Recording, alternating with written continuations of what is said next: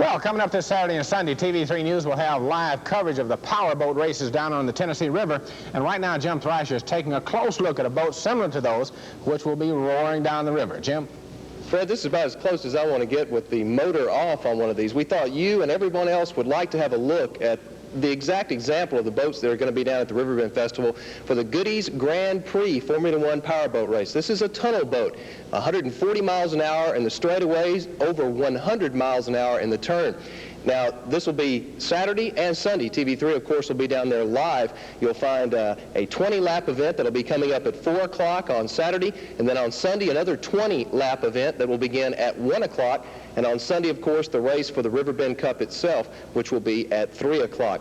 The purse, $40,000. This is usually done in Europe, European tour, but they're coming to the United States. They've been in Minneapolis, Sacramento, and Pittsburgh, and they'll be in Chattanooga for the 4th and final stop in the nation. Chattanooga, one of the selections for that. They'll be racing underneath the Market Street and Ojati Bridges and on down to McClellan Island, and we just wanted to give you a little look, and we'll be talking more about it as the week goes on.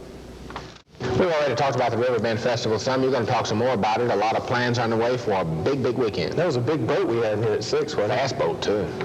Bigger than me, I'll tell you that much. I think so. We are a day away from the opening of the Riverbend Festival. We are 3 days away from Formula One Grand Prix powerboat excitement on the Tennessee River.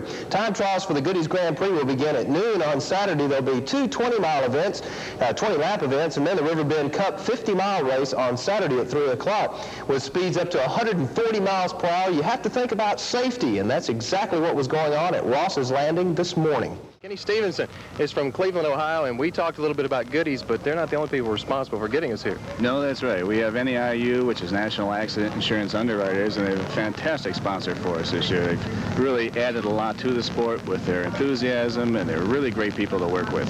I know I asked Buck this, and I want to ask you, too. In the Southeast, people have not seen this type of racing before. What will they expect tomorrow? Well, I think it's somewhat new all over the country. We've done this year. We had 1 race last year in Pittsburgh, and it went over super. And this year we've had 4 races. They've gone over fantastic. I think the people seeing these boats running at 130 mile an hour will really be impressed, and I'm sure they'll come back again Sunday.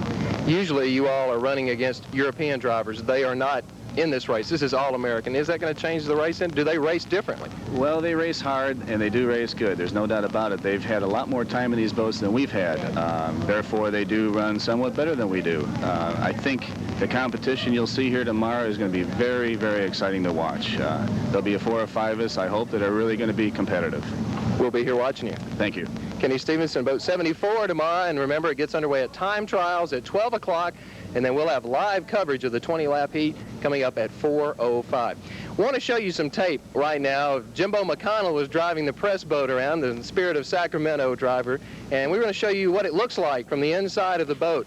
Give you a little bit of look at what's went on today during the press rise, which went on to about 5 o'clock. And excuse me, some of the video you're seeing takes you under the Market Street Bridge and under the Walnut Street Bridge into Turn 1, which of course is all part of the course. They'll make the turn at McClellan Island at Finn's, and then they'll make the turn and head back down toward the Ojati Bridge in a 1.42-mile race. That's exactly what it looks like, and that's going to be something tomorrow, and you can see it live here on TV3. Speaking of racing, powerboat driver Ken Stevenson of Mentor, Ohio, was confident and joking with his crew yesterday before the start of the Bahamas Grand Prix. But 15 laps into the 20-lap race, tragedy struck.